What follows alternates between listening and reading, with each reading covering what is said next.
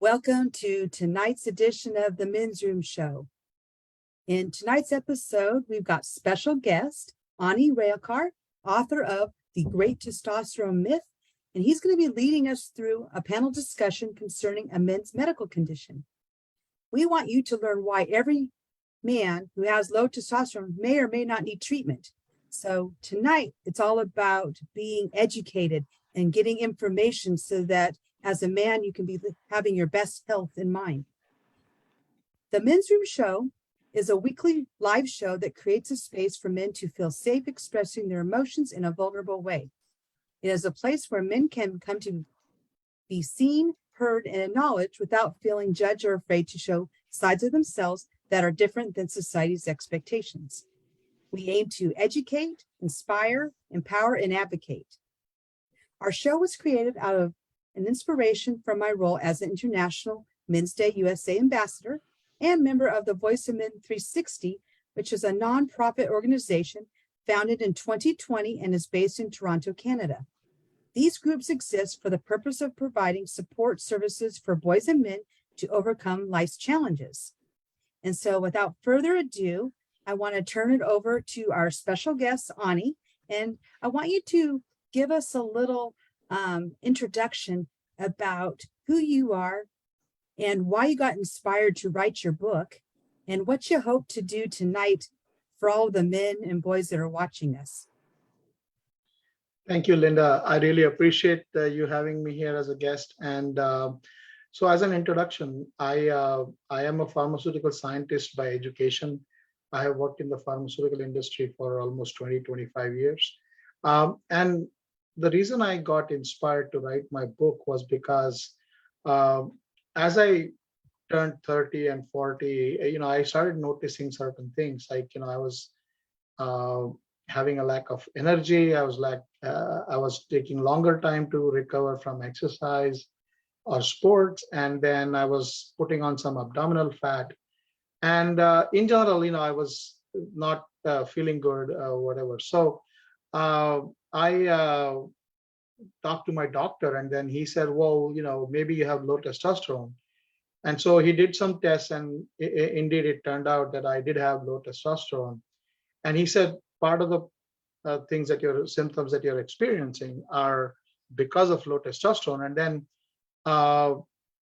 as I said, being in the pharmaceutical industry, I knew about testosterone and treatments, but I wanted to make sure that the people that get this information know what is out there, and then also look at other things that they can try and make an informed decision. So my inspiration was to give people information that in a very simple manner that everybody can understand, and then make a decision which way they want to go as far as treating low testosterone. And first of all, what is low testosterone, what causes low testosterone, things like that. So that's what my inspiration was. I really appreciate and admire that you took your own personal story and you're wanting to share the information so other men can hear about this, because I'm thinking that, in my life and women's health, we're subject to going to the physician all the time, and it's an annual thing we do.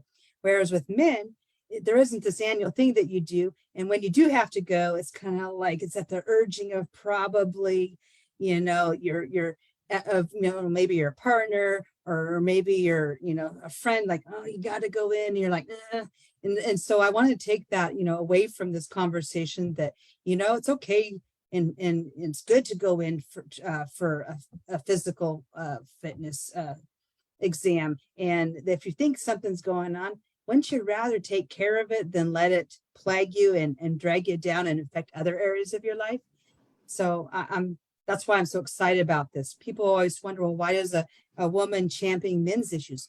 Well, because there's men in my life.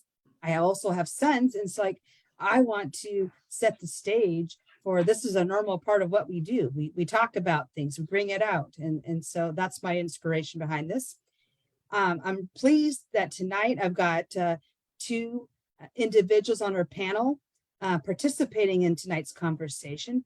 They're also passionate about bringing men's issues to the table. And so I have RJ Horner. He's a men's empowerment coach. And I've also got in the house Art Citron. He's an editor, producer, and director. So if you look at that snazzy background, that's his passion. Hi, Linda. How's it going?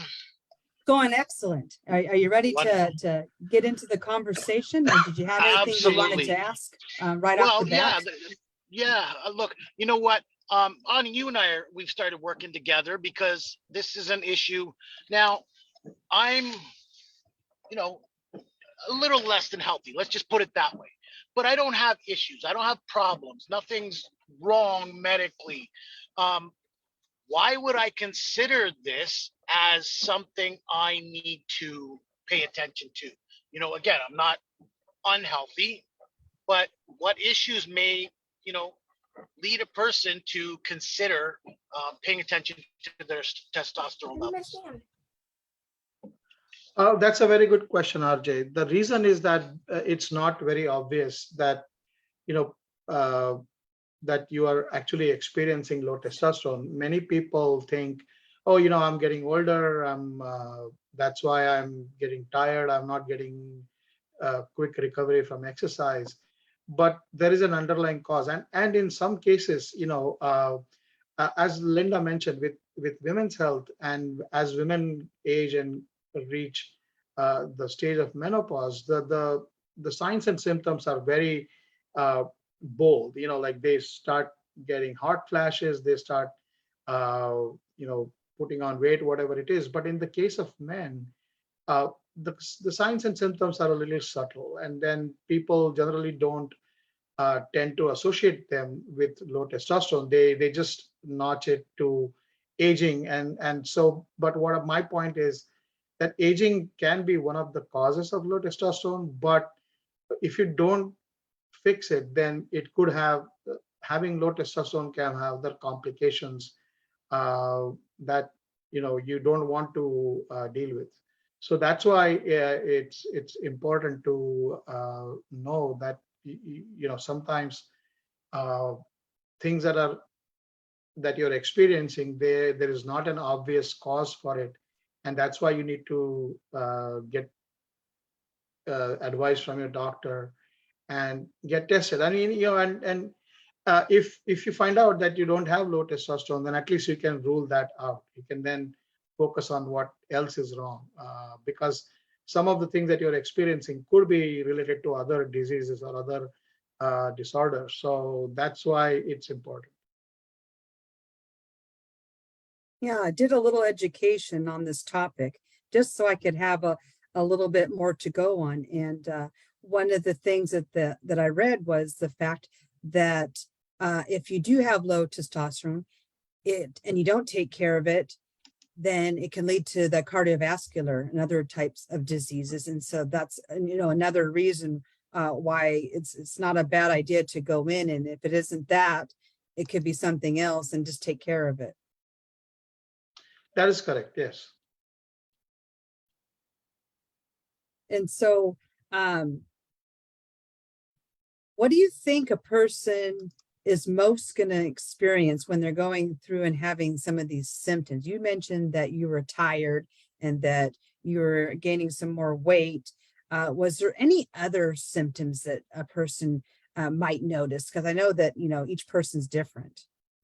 Yeah. So as I said before, there are certain symptoms that you, but also, as I said before, you can experience other things too, like lack of sexual desire, low libido, and that could actually affect your quality of life if you're with a partner or if you are in a relationship, and so that's the other reason why.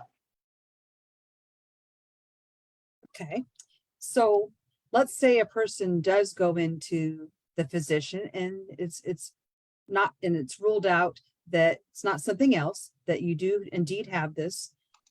What kind of treatments are typical for this? Is there a wide range and variation, or is there a set standard treatment that a person could expect to go through?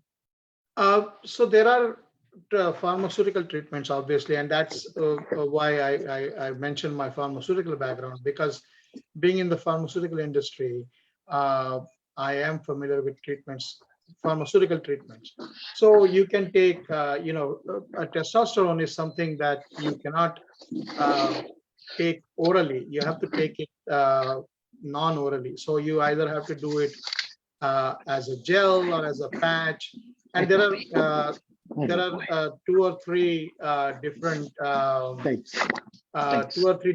treatments that pharmaceutical treatments that you can uh, take. But as everybody's aware, pharmaceutical treatments have side effects, and some of them uh, can be severe side effects. And all medicines have side effects, but my objective was to let people understand that yes, there is an alternative, which is the treatment with pharmaceuticals. But again, you have to be informed, and you have to make sure that you know what you're getting into before you start treatment. Now, there is a medical condition called hypogonadism where the testosterone is really low, and in those particular situations, uh, you know, uh, pharmaceutical treatments are usually the way to go. But there are other things you can do as well, like a non-pharmaceutical. First of all, I think for any disease, you can change your lifestyle, you can change your diet and nutrition, and in most cases, those two things can help you on the road to recovery. There are other things that also you can do. You can take non pharmaceutical treatments, like you can take supplements like zinc, vitamin D3, etc., which don't have that much side effects. And some of those you can actually get through food, and then that goes back to having the proper nutrition and proper diet, etc. Uh, so that's what I would say. There are pharmaceutical treatments, there are non-pharmaceutical treatments, but before you decide to go either way, you should make sure that you are informed about why you're doing certain things, or what are your choices.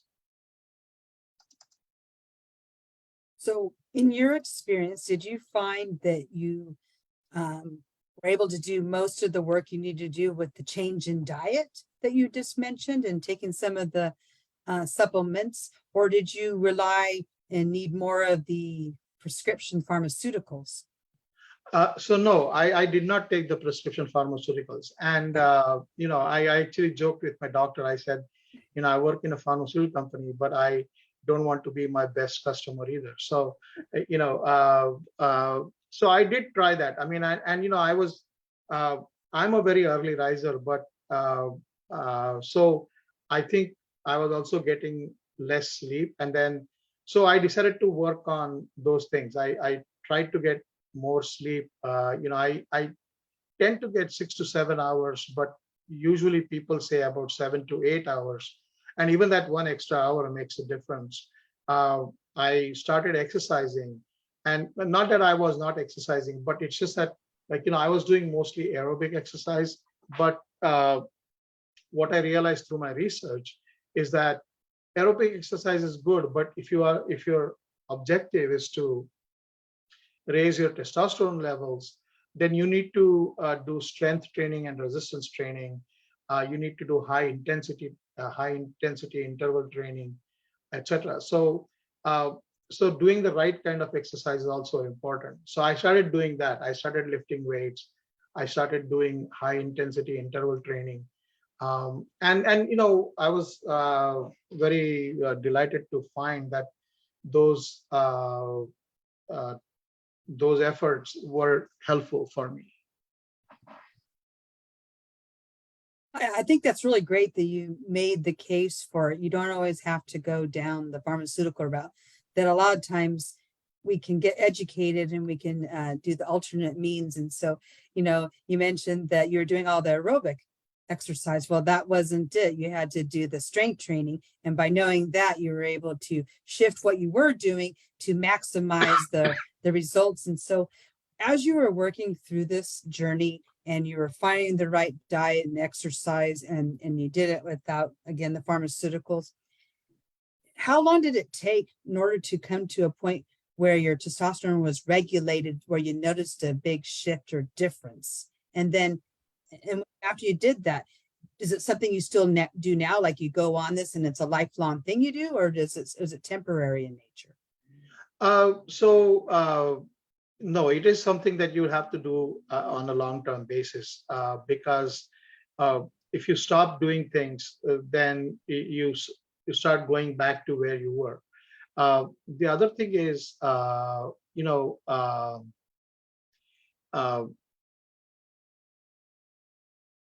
sorry, I forgot the first part of your question. Oh, I was asking if how after you got to a certain point, I wanted to know if you could suspend your activities for what you're doing and you got success, and you, or if you had to stay on it long term. And you did share long term. Yes, you stay on it. You don't necessarily leave it, but how long did it take before you noticed that big shift or change? Okay, so it again depends on it varies from person to person. Some people see results fairly quickly. There is no hard and fast time that I can give you, but I think in my particular situation, I started noticing things after about a month or 2 months. Because it's not overnight. It takes a long time for the body to start losing testosterone. You lose testosterone gradually. So when you are trying to build it up, you also have to build it up gradually. There are certain things like will give you a quick boost, a short term, but if you want to get consistent and sustained boost, then you have to keep doing things for about, I would say, a month to 30 to 60 days, I would say. All right, well, that's a pretty good prognosis there, that it only take a couple months of changing those things. I am curious, how many men in the population usually typically experience this? Is it like a 10% of the population, or is it higher than that? It's actually higher.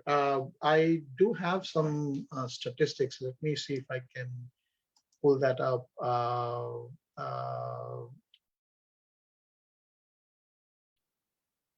Sorry. Oh no, it's great. I just While really he's looking curious. at that, So you start Okay. losing testosterone 1% every year after the age of 30.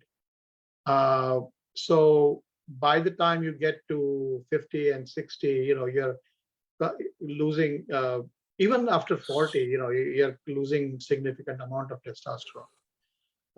But as far as the population, I cannot find the statistics that I was looking for. But it is high. It's not a low percentage. Okay. I think it's probably about 30-35% of the population that may be. Oh, okay, so pretty common then. Yeah, a it is third. pretty common. Yes. Okay, Yes. I didn't know that. This is the first I really, paid Yeah. attention to this. So And Art, did you have any thoughts or questions? You've been sitting there patiently Yeah, listening. I've actually have been taking testosterone treatment for now Hmm. probably about 3-4 years, doing the gel, and also did for about a year do injectable testosterone, and it was a game changer for me because I'm 60, almost 63 now, Mhm. and so it just I noticed a big difference from when I started about 50, I started to feel lethargic. I started to gain weight, and I just didn't exercise, and I didn't recover from exercise as well as I used to. All the things you were saying. Then starting the treatment, it really it was a game changer for me, and especially honestly during the pandemic, I really leaned into exercise because working from home, my commute went from 2 hours a day to literally walk downstairs. So I started to exercise a lot more, and I'm not as in great a shape as I was when I was maybe like 6 months ago. I had an injury, but it's changed my life. It really has. It's brought me back to where I was in at least in my 30s. So it's pretty powerful. The thing that I find concerning about is changing insurance. You know, you get testosterone treatments and all that. It went from $25 a month to $225 a month, and I find it a little disconcerting, because if you don't, low testosterone leads to a lot of other health issues that could be a lot more expensive, especially Right. for the insurance company.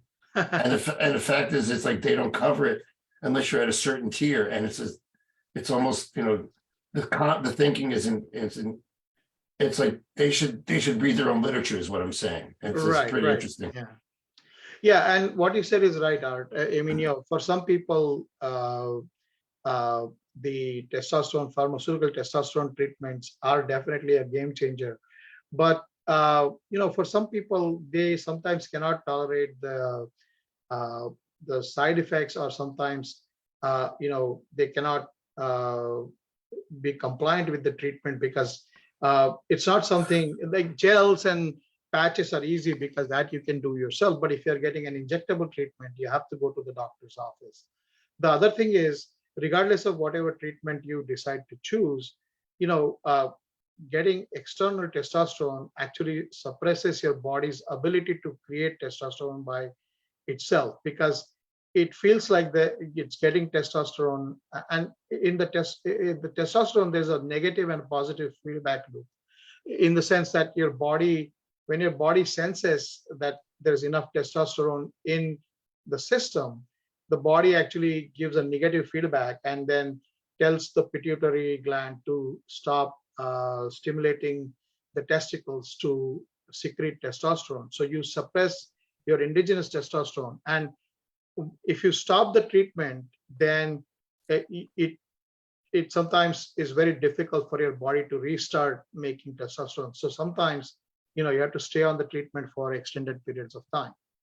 And I don't know if you experienced any side effects or not, but the other thing also is, like, especially with the patches and the gels, other people cannot touch it, especially women or females in the household cannot touch it. So there is some small inconveniences that you have to put up with. But yeah, I mean, if like I said, if you were experiencing something that really caused an effect on your quality of life, then yeah, I mean, obviously, you don't want to leave it untreated. That makes sense. Are there any alternatives to the treatment of gels? You were mentioning, exercise, you were mentioning diet and some, vitamins. Are there anything else that you would recommend that would help supplement your testosterone, your body making its own testosterone? Yeah, so like I said before, sometimes obesity is a cause of low testosterone. And if you can, with the diet and exercise, if you can lose weight, getting a good amount of sleep, 8 hours of, and then it's the REM kind of sleep, which is the rapid eye movement sleep, which you need, not just, so you need 8 hours of quality sleep. The other thing is stress, like sometimes, you have stress from work, stress from your family, whatever.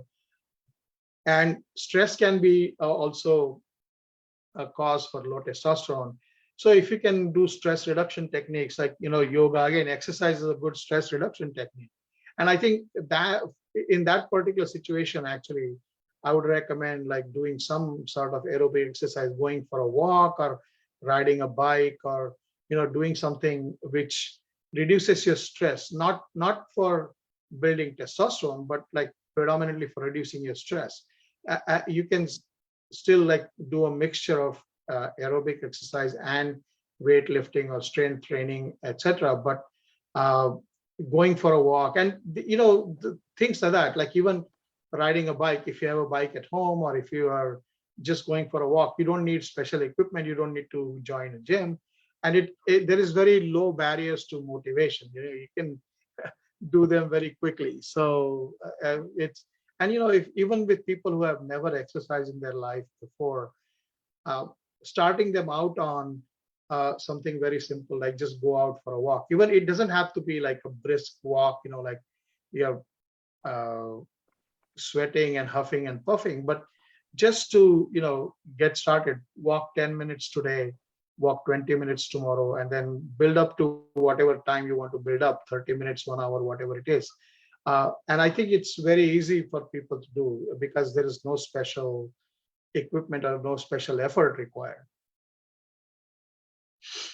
I Thank like you, the Art. I Go ahead. like the fact that you brought up, stress reduction, because I was reading about that was something that plays into it. And so, stress that impacts everything. And so yet another reason why finding ways, like you said, that low barrier to entry, something enjoyable, and it doesn't necessarily have to be something where you're sweating heavily and puffing. It can be something starting out small and then work your way up. And so thank you Correct. Yeah.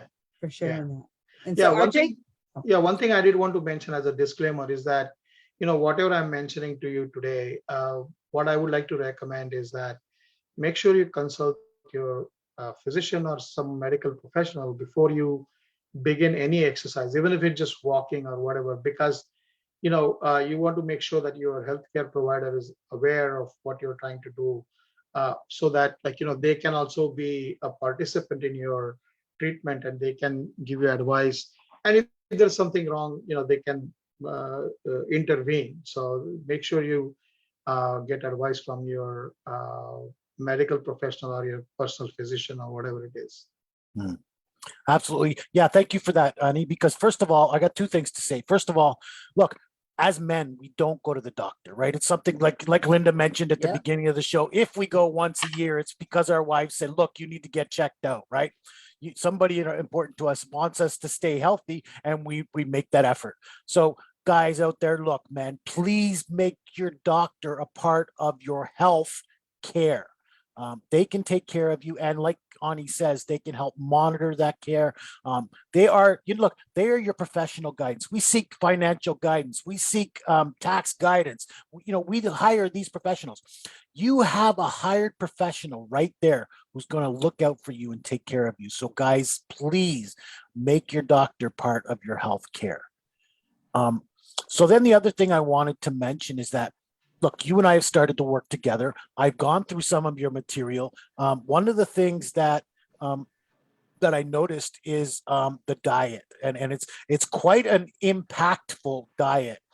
You're talking about a very low carb diet one day, graduating to a more medium level, which is you have more carbs, more proteins on a certain day, and then there's high proteins. But that's the high protein days are, I think, to help you with your exercise, with your weight building, with your strenuous activities. So please walk me through that a little bit more so that I can understand that just a bit. And maybe look, for those low carb days, that gets me nervous, right? I may not want to jump into something like that. Walk me through that and make me more comfortable with that. Yeah. So what I would like to recommend is that you need to get all three food groups: protein, fat, and carbohydrate. Now, one thing that I wanted to mention is that testosterone, for testosterone synthesis, the basic block for testosterone is a steroid hormone, and for all steroid hormones, the basic building block is cholesterol. Okay, and so cholesterol is converted to testosterone and other steroid hormones that we have in our body. So when you eat low carb, high protein, and especially if it's animal protein, you're getting cholesterol in your diet, which is a building block for testosterone.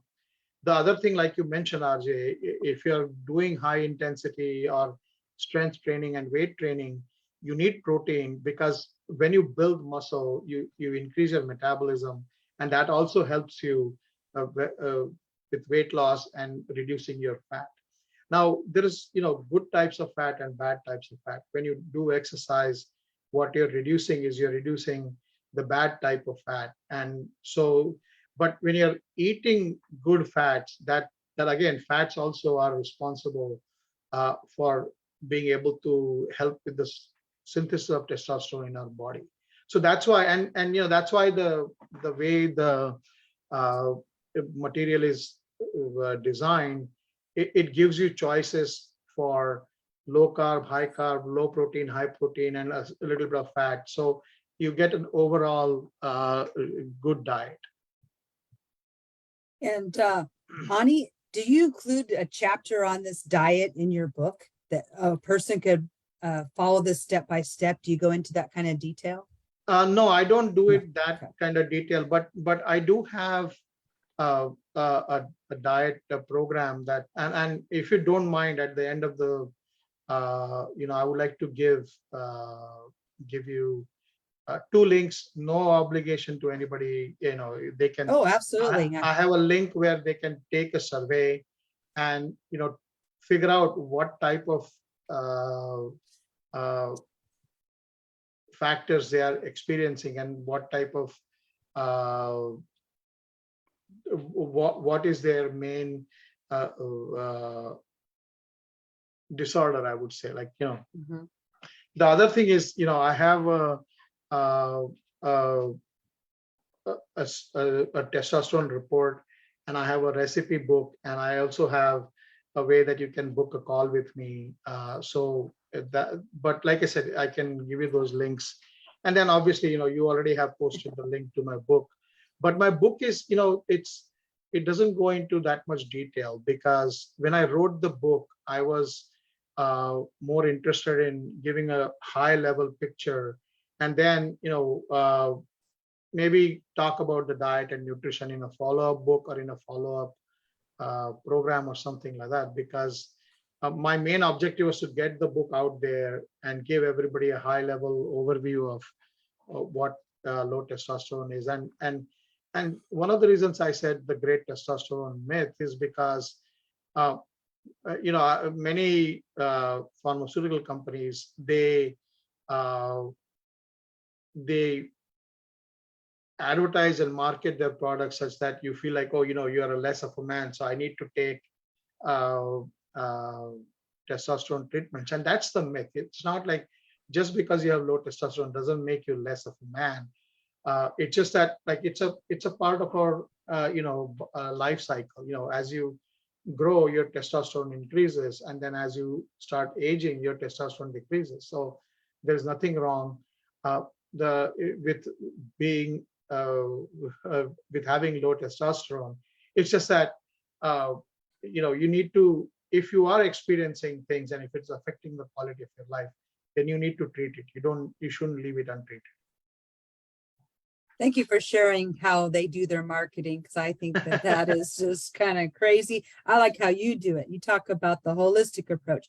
You talk about doing the testing. You talk about having a book that'll take you through the awareness piece. And so I like the way that you do it. And so I appreciate, and I'm sure the men listening appreciate too, that they can get these resources from you and take them all together and not be following that myth, because it's untrue. But yet popular pharmaceuticals, they're going to promote by taking down, this is what's going to happen to you if you don't buy into this. No, and that's one thing that I don't necessarily agree with. Like, it's sometimes they don't treat the problem.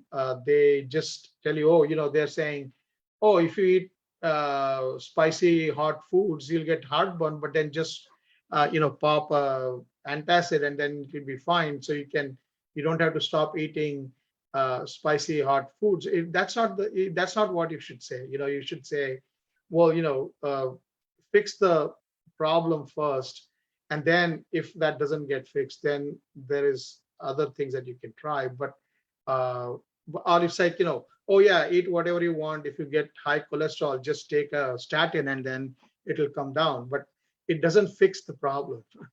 It just treats the symptoms.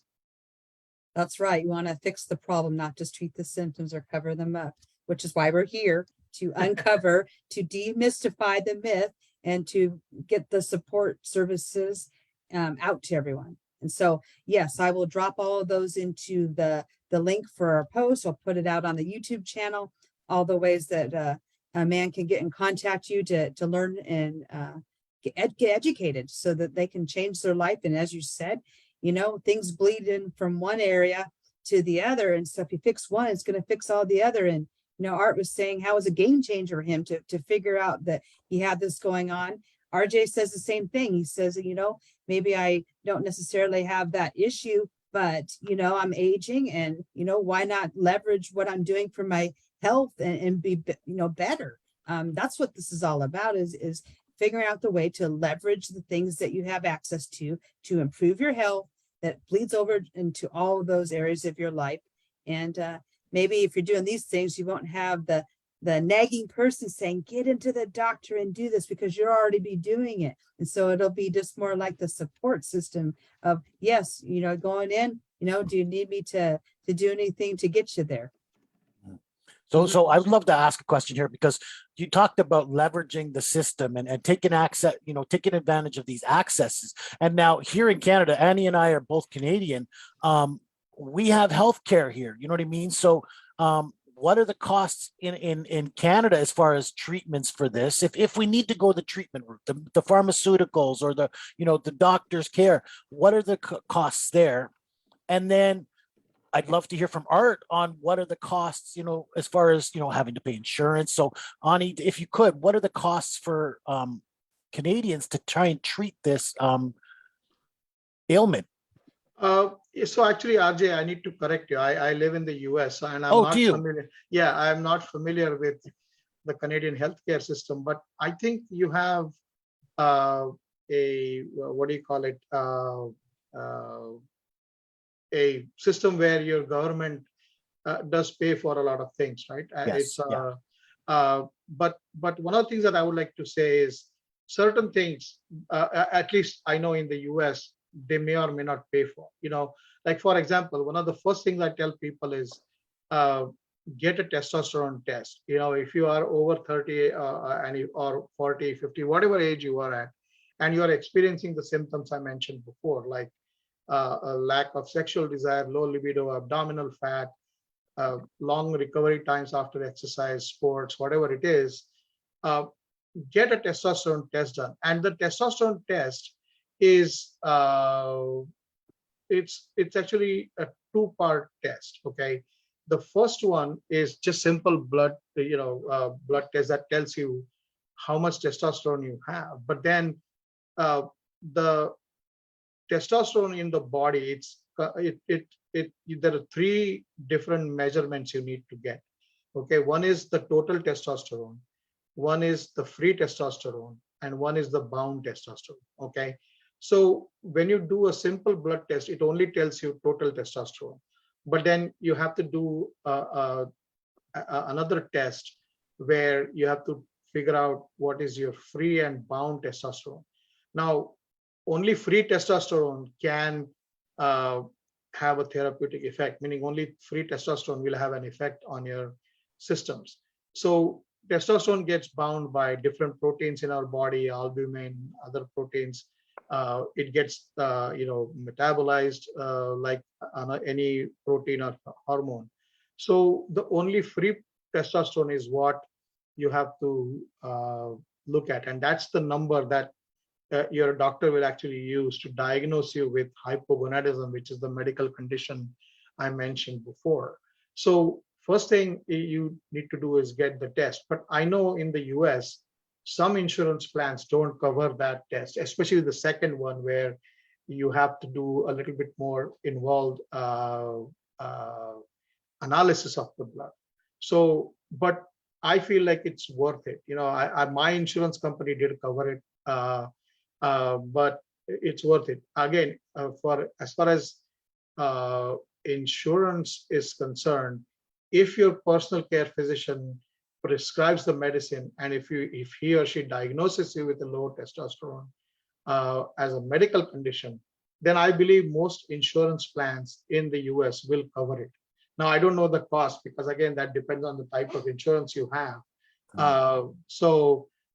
But like Art said, some of the costs can be significant because initially he was saying he was paying $25 and then it shot up to $200 when he switched insurance plans. So it all depends. So I don't know if I can give you an exact number. No, I'm not asking for precise, but yeah. But my point is like, I think it would vary from country to country and from plan to plan as to what is covered and how much is covered. And then, so Art, you said that your insurance shot up significantly because I think you were getting these shots, right? You were getting injections. Well, and so it went up significantly, but you also said it was a game changer. So what's the value exchange there? well, I mean, I still am doing it, but it's, changing insurance. The thing about being in the United States, you change jobs, you lose, I left a job and now I'm freelance. Mhm. So my insurance was covered, not covered, but it was, subsidized by my insurance, by my own company. So now I'm doing it all myself. So my insurance is paying, what I'm paying. It's like a few $100s a month, but then all my prescriptions have gone up.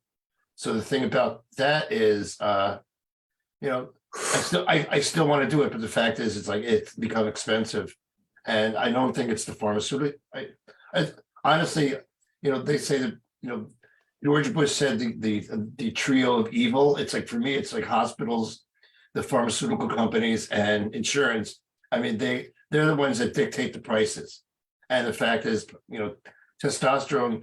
Men want testosterone. They want to feel, they want to feel like they're in their 20s when they're in their 80s. So they're gonna charge what they can charge. But the reality is, it's like, I feel great. I want to play football with my grandkids. So that's I'm gonna keep doing it until I can. So, and testosterone helps.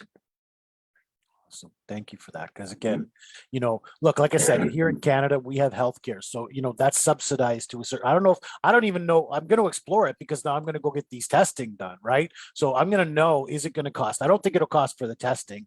But if I have to go a little further with it, do I have to pay out of pocket, and what might that cost me? I mean, you can't tell me costs, I get it, but I mean, these are things to consider. Here in Canada, we have healthcare. So men, you can afford to go get checked out.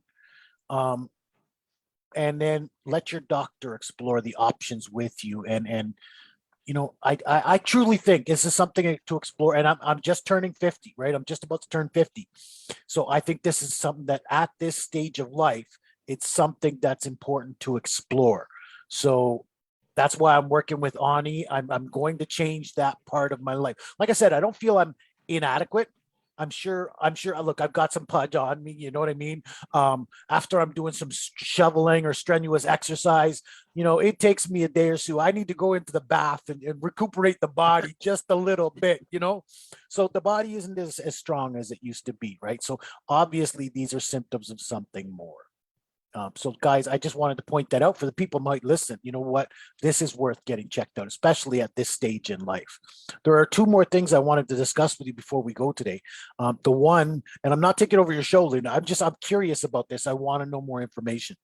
The one is the diet plan, and yet you've got a lot of fruits, a lot of greeneries. Mhm. And then if we do go into proteins, you're talking about fish, and fats like that or low in fat, right? Chicken thighs, chicken breasts, things that are low in those red meats, basically, right? Mhm, mhm.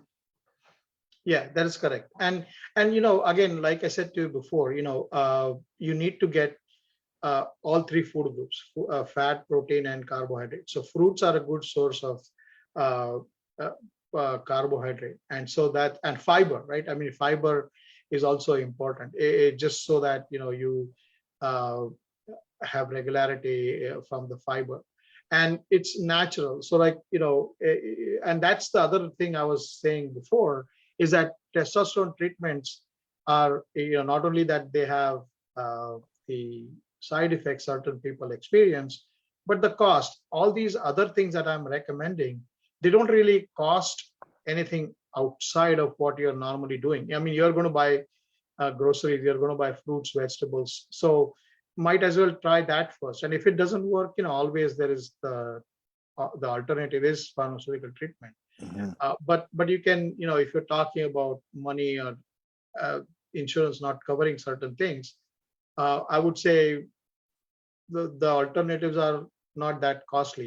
You can reducing stress, getting more sleep, a better Changing your nutrition, diet. doing exercise, and it doesn't cost you anything, right? I mean, it's It costs you time and effort, and yeah, some people don't want to put that in. But I mean, look, you weigh the pros and cons, right?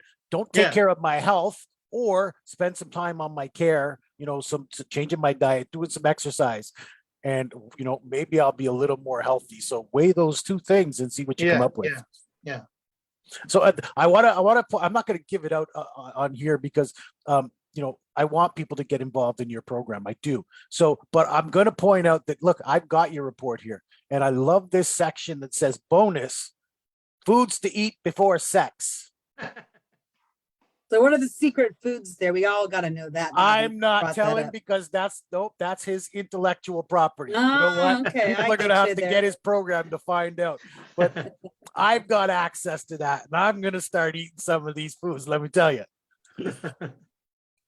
No, so and then the other one thing I wanted to talk about is you mentioned fasting, intermittent fasting, thrown in with your diet. Like you talk about fasting overnight, like a period of time there, and then a Yeah. whole day of fasting with no extra calories in your diet.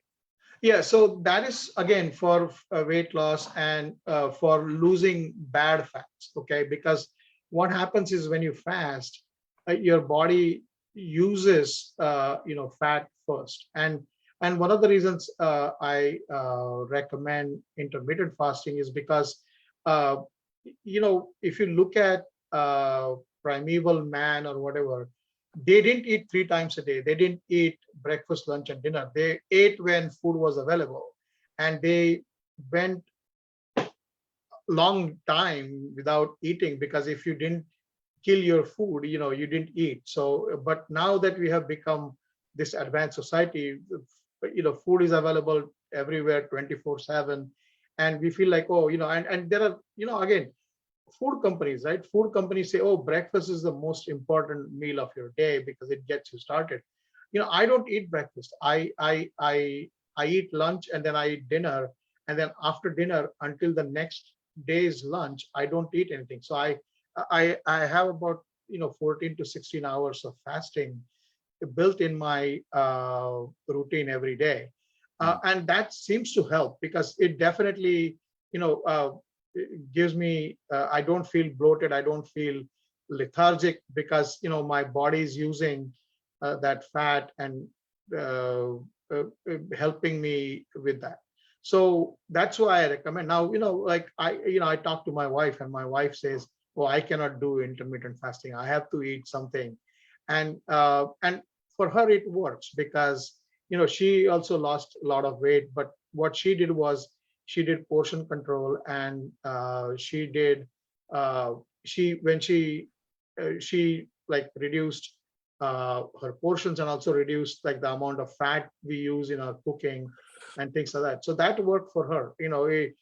For me, I tried the 3 meals a day, but for me it didn't work. The intermittent fasting seems to work for me, and I can do that. And again, it's a matter of getting used to, right? Initially, like the first time I did that, I was bouncing off the walls. I'm like, I have to eat something. I can't not eat until lunch. I have to eat something. But I drank some water. I drank some, like you can drink green tea or something else if you don't want to drink water. You can uh, green tea, black coffee, something like that, which has no calories. I mean, if you can fast, that would be great. But if you're going crazy, drink something that's like low calories. Don't add honey to your tea, or don't add milk and sugar to your coffee. Drink or like coconut water or something like that, which very low calories, but gives you and many times the hunger that you experience is psychological. It's Mhm. like you feel like, oh, I have to eat in the morning. I haven't eaten since I have to break my fast. But that's not necessarily always true for everybody. And I'll say, you know what, it can be done because I'm a diabetic. I love my breakfast. I love my meals. But as a diabetic, I mean, sometimes we have to fast to go do our, blood work and stuff like that. So, you know, 8, 9 o'clock before you can get your blood work done. Meanwhile, you haven't had anything since 8 o'clock or so, but the night before. And then, I often find because I've gone that long, I mean, it's 9:30. I've skipped breakfast pretty much. So wait till noon. And I find once you get past that breakfast time where your body says, okay, it's breakfast. I missed it. Now your body goes into, oh, when's lunchtime, right? So you're not thinking about breakfast. You're not thinking about, oh, I don't have a meal in my belly. It's okay. Now I'll wait till lunchtime and Yeah. I'll, get my meal at lunchtime. Yeah. So it can be done. And it is, like you said, psychological because your Yeah. body just goes, okay, we missed breakfast. Or, Yeah.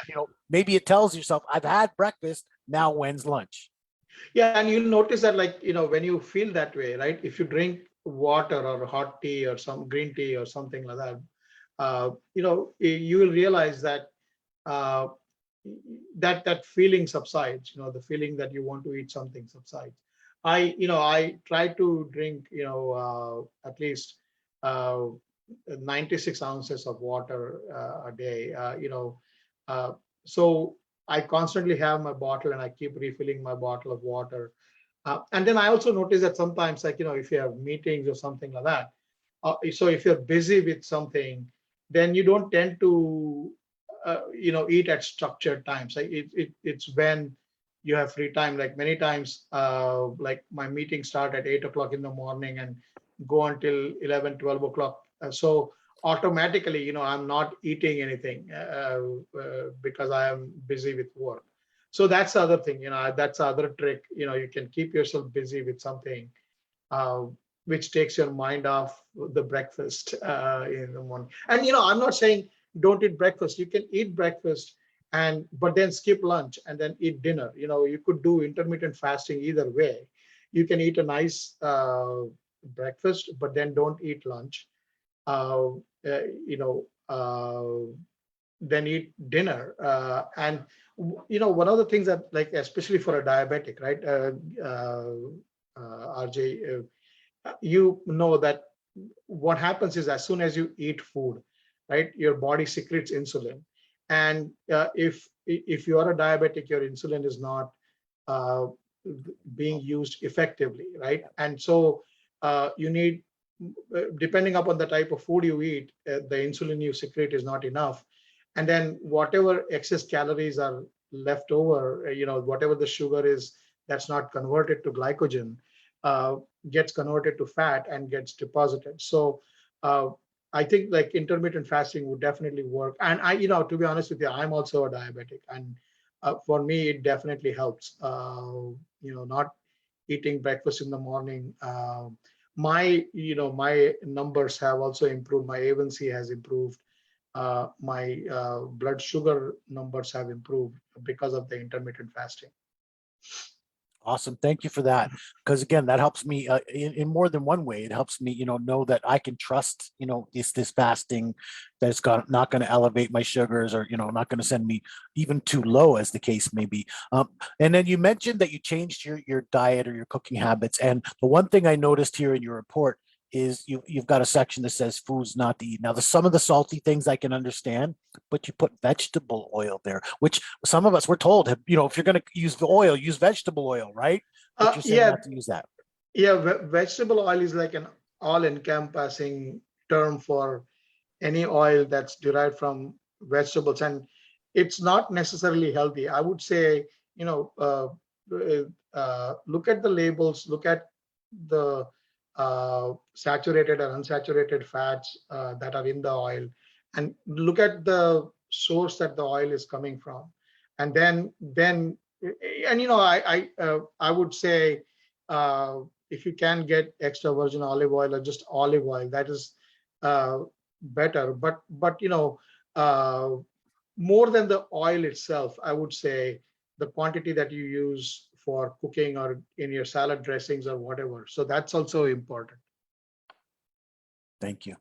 I don't have any more questions. I think we've discussed through this topic. So, Art, do you have anything to add? And then I think Linda can maybe wrap us up, right? Yep, I'll wrap you guys up. The only thing I agree, I also do intermittent fasting, and that's also been an amazing thing. I do intermittent fasting 6 days a week, and I do one day where I don't eat anything. I do a full fast, and Okay.